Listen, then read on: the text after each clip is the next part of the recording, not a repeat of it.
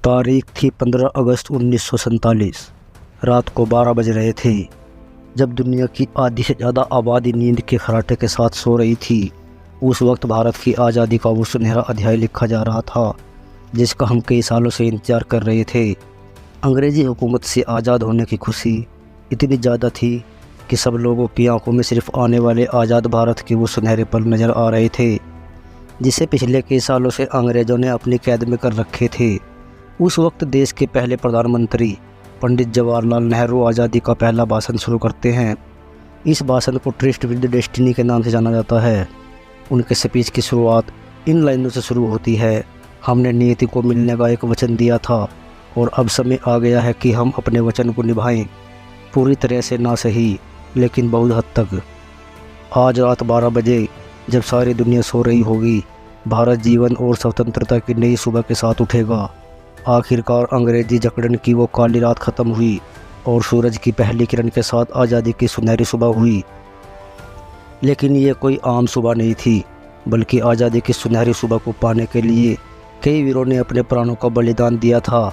लेकिन जितनी खुशी हमें आज़ादी की हो रही थी, तो दूसरी तरफ एक ऐसी दर्द भरी दास्तां हमारे चौखट पर दस्तक दे चुकी थी। वह थी भारत और पाकिस्तान के बंटवारे की वो लकीर।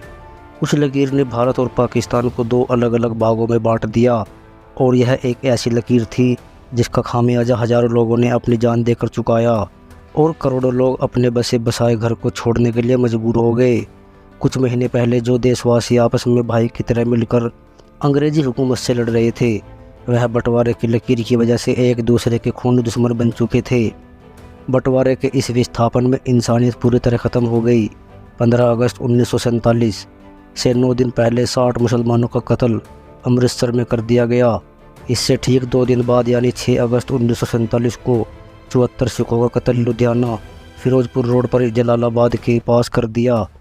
साल 1947 के अगस्त महीने के पहले सप्ताह के भीतर ही खून खराबे से अमृतसर की ज़मीन लाल रंग ले चुकी थी। हर रोज़ तकरीबन 100 से अधिक लोग अपनी जान गंवाकर बंटवारे की कीमत चुका रहे थे।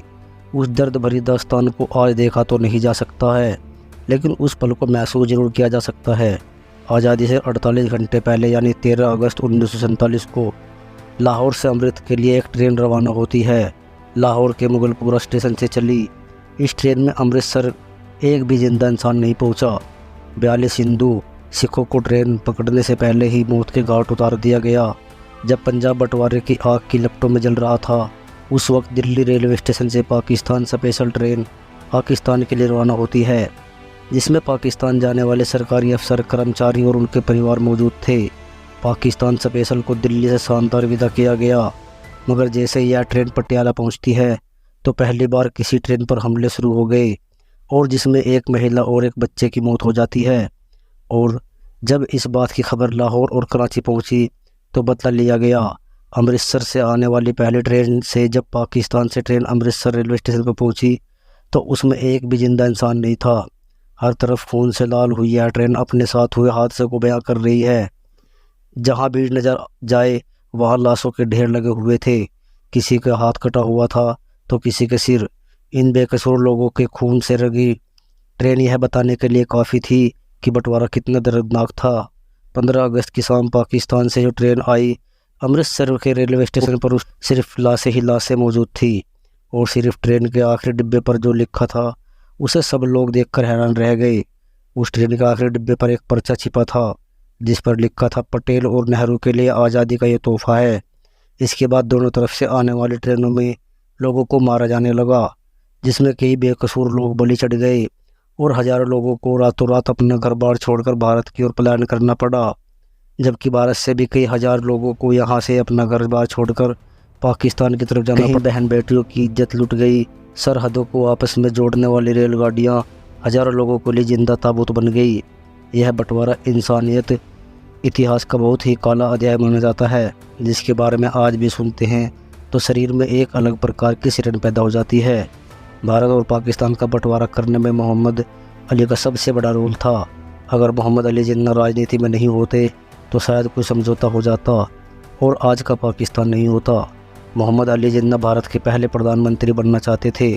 फिर जिन्ना को लगा कि मैं पूरे भारत का प्रधानमंत्री तो नहीं बन सकता, लेकिन पाकिस्तान का ज़रूर। और फिर वही कुछ हुआ। 3 जून 1947 यह वही तारीख है जिस दिन भारत को आज़ाद करने की तारीख को तय किया गया और मोहम्मद अली जिन्ना के पाकिस्तान को अलग करने की जिद पूरी हो गई। इस दिन 15 अगस्त 1947 तारीख को तय किया गया था। दिन बचे थे 73 और इन 73 दिनों में ज़मीन का बंटवारा, लोगों का बंटवारा, भारत में जमा रुपयों का बंटवारा, इसके साथ ही रिजर्व बैंक के खजाने में पड़ी सोने की ईंटें, सब कुछ बांट देना था, जो कि इतना भी आसान नहीं था। बंटवारे का यह काम दो अनुभवी अधिकारियों के हवाले किया गया। इनका नाम था HM पटेल और दूसरे थे चौधरी मोहम्मद अली। ये दोनों लोग बंटवारे में महत्वपूर्ण भूमिका अदा कर रहे थे। इनके नीचे भी कई छोटे मोटे अधिकारी काम कर रहे थे जो अलग अलग एरिया से रिपोर्ट बनाकर इनके पास भेज रहे थे। इन्हीं रिपोर्ट के आधार पर ये दोनों अधिकारी बंटवारे की सिफारिश तैयार करते थे, जिन्हें आगे विभाजन परिषद के पास भेजा जाता था, जिसके अध्यक्ष थे खुद लॉर्ड माउंटबेटन।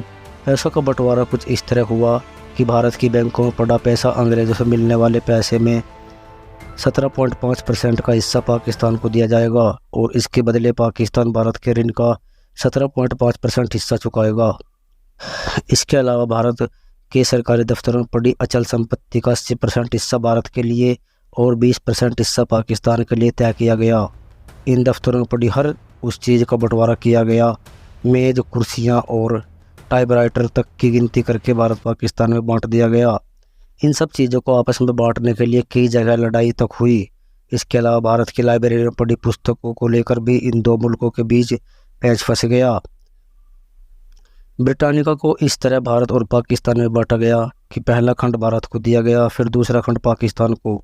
इस तरह आपस में बांटा गया।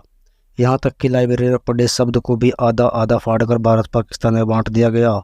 एक एक करके सभी चीज़ों को भारत और पाकिस्तान में बांट दिया गया, लेकिन भारत के गुप्तचर विभाग को पाकिस्तान के साथ साझा नहीं किया गया। इस पर भारत के गृह विभाग ने दूरदर्शिता से फैसला लिया गया कि भारत के गुप्तचर विभाग में कोई किसी तरह की कमी नहीं आएगी और उसके अफसर इस बात पर अड़े रहे कि इस विभाग की एक फाइल तो छोड़िए, साहित्य तक हम पाकिस्तान नहीं जाने देंगे। इसके साथ ही पाकिस्तान के पास नोटों को छापने के लिए प्रेस नहीं थी और उस वक्त भारत में भी नोटों की छपाई के लिए एक ही प्रेस मशीन थी और भारत ने उस प्रेस को पाकिस्तान को देने से मना कर दिया, जिसके बाद पाकिस्तान ने काम चलाने के लिए भारतीय नोटों पर ही अपनी मोहर लगाकर करेंसी के रूप में इस्तेमाल किया। इसके अलावा एक बंटवारा और अहम था, वह था भारतीय सेना का, जिसमें हिंदू, मुस्लिम, सिख सब थे। भारतीय सेना के 2/3 सैनिक भारत के हिस्से में आने थे और 1/3 सैनिक पाकिस्तान के हिस्से में। बाकी चीज़ों की तरह इन वीर योद्धाओं का बंटवारा भी तय था। यह बंटवारा बेहद दर्द भरी कहानी लेकर आया था। यह कहानी हम आज भी सुनते हैं तो हमारी आंखों में आंसू आ जाते हैं, जिसमें लाखों करोड़ों लोग अपना घर बार छोड़ने को मजबूर हो गए। अब दोस्तों, इसके बारे में आप क्या सोचते हैं? क्या यह बंटवारा सही था या गलत? अपनी प्रतिक्रिया हमें कमेंट के माध्यम से ज़रूर बताएं और इस तरह की इंटरेस्टिंग वीडियो देखने के लिए आप हमारे चैनल को सब्सक्राइब कर सकते हैं। धन्यवाद।